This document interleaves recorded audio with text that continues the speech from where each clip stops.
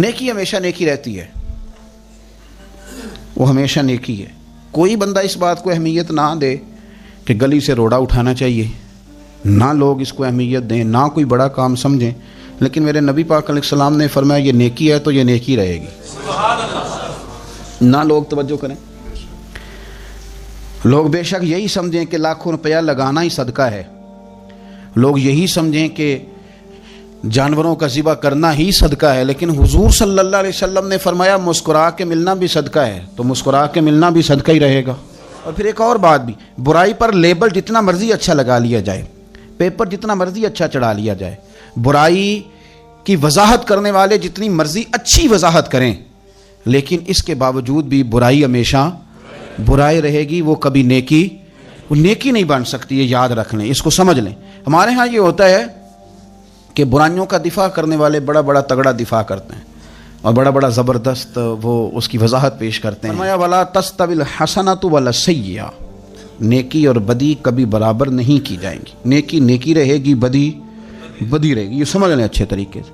پھر ارشاد فرمایا اسی آیہ مقدسہ میں، فرمایا ادفع باللتی ہی احسن، اس طرح کرو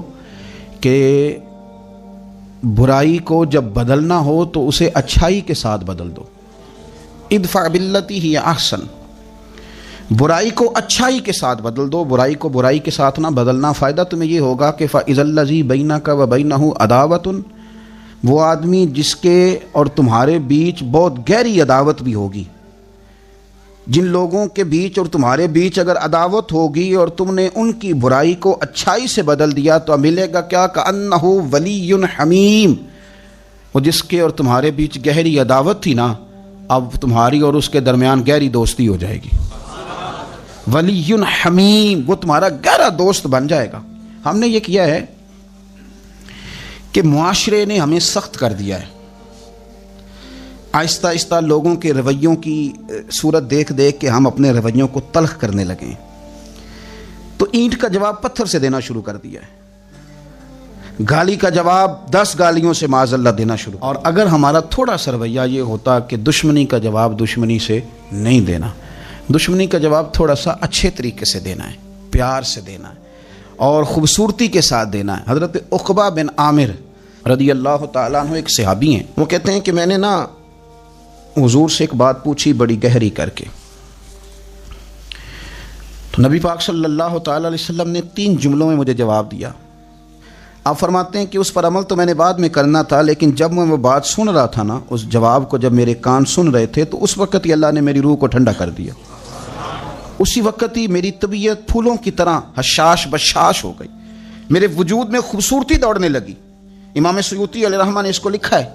حضرت سیدنا عقبہ بن عامر رضی اللہ تعالیٰ عنہ کہتے ہیں میں نے بارگاہ رسالت مآب صلی اللہ علیہ وسلم میں عرض کی، میں نے کہا حضور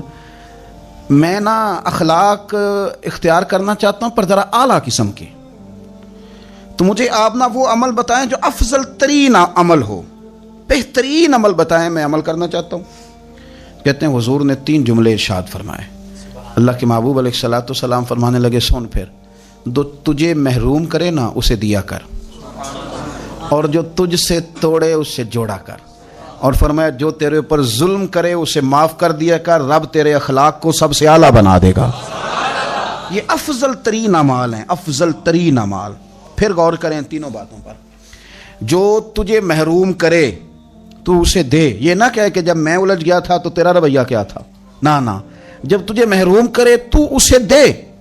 اور فرمایا جو تجھ سے توڑے اس سے جوڑ۔ یعنی اب اس کا معنی یہ ہے کہ کچھ لوگوں کے پیچھے بھی پھرنا پڑتا ہے، تو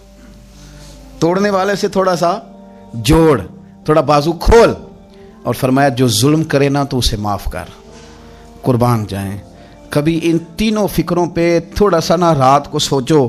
یوں لگتا ہے کہ ان فکروں نے چارپائی جو تھی وہ زمین پہ تھی لیکن آسمان تک پہنچا دی۔